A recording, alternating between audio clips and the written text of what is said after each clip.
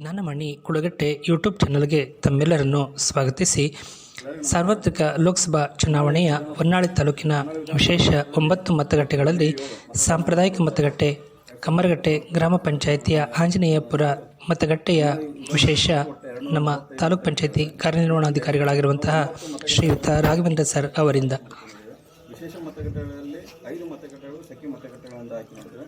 ಸಖಿ ಮತಗಟ್ಟೆ ಏನಪ್ಪ ಅಂದರೆ ಎಲ್ಲಿ ಮಹಿಳಾ ಮತದಾರರು ಹೆಚ್ಚಾಗಿದ್ದಾರೋ ಅವುಗಳನ್ನು ಸಖಿ ಮತಗಟ್ಟೆಗಳಿಂದ ಆಯ್ಕೆ ಮಾಡ್ತೀವಿ. ಇನ್ನು 4ರಲ್ಲಿ ಒಂದು ವಿಶೇಷ ಮತದಾನ ಕೇಂದ್ರ, ಒಂದು ಯುವ ಮತದಾನ ಕೇಂದ್ರ, ಒಂದು ಸಾಂಪ್ರದಾಯಿಕ ಮತದಾನ ಕೇಂದ್ರ ಮತ್ತು ದೇಹ ಮತದಾನ ಕೇಂದ್ರ ಅಂತ ಒಟ್ಟು 4 ತಗೊಂಡಿವೆ.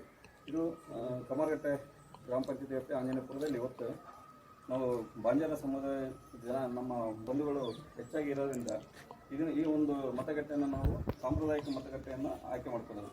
ಇವತ್ತಿನ ಆಧುನಿಕ ಯುಗದಲ್ಲಿ ನಮ್ಮ ಸಂಪ್ರದಾಯಗಳು ಮತ್ತು ನಮ್ಮ ಸಂಸ್ಕೃತಿ ನಶಿಸಿ ಹೋಗ್ತಾ ಇದೆ.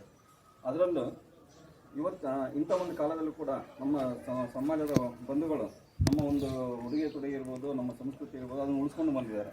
ಅದು ನಮಗೆ ಒಂದು ಹೆಮ್ಮೆಯ ಸಂಗತಿ. ಹಾಗಾಗಿ ಒಂದು ಆಂಜನೇಯಪುರದಲ್ಲಿ ಇವತ್ತೇ ನಾವು ಒಂದು ಸಾಂಪ್ರದಾಯಿಕ ಮತಗಟ್ಟೆ ಅಂತ ಆಯ್ಕೆ ಮಾಡ್ಕೊಂಡವಲ್ಲ, ನೀವೆಲ್ಲ ನೋಡ್ತಾ ಇರ್ಬೋದು. ಎಲ್ಲರೂ ಕೂಡ ಅವರ ಉಡುಗೆ ತೊಡುಗೆಯಲ್ಲಿ ಬಂದು ಮತದಾನ ಮಾಡ್ತಾ ಇರೋದು ಒಂದು ಹಬ್ಬದ ಒಂದು ವಾತಾವರಣನ ಕಲಿತಿದೆ. ಕಳೆದ ಈಗ 5 ವರ್ಷದ ಹಿಂದೆ ಕಳೆದ ಲೋಕಸಭಾ ಚುನಾವಣೆಯಲ್ಲಿ ಹೊನ್ನಾಳಿ ವಿಧಾನಸಭಾ ಕ್ಷೇತ್ರದಲ್ಲಿ 79% ಮತದಾನ ಆಗಿ ಜಿಲ್ಲೆಯಲ್ಲೇ ಮೊದಲ ಸ್ಥಾನದಲ್ಲಿತ್ತು.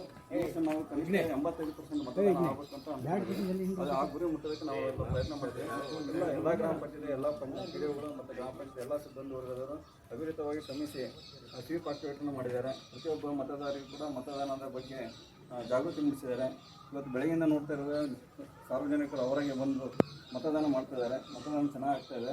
ನಾವು ಕನಿಷ್ಠ 85 ನಾವು ಗುರಿ ಇಟ್ಕೊಂಡಿರೋದು ನಾವು ಮುಖ್ಯವಂತ ಒಂದು ನಂಬಿಕೆ ಇದೆ. ಧನ್ಯವಾದ.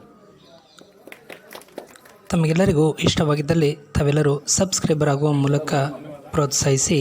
ನಮಸ್ಕಾರಗಳು.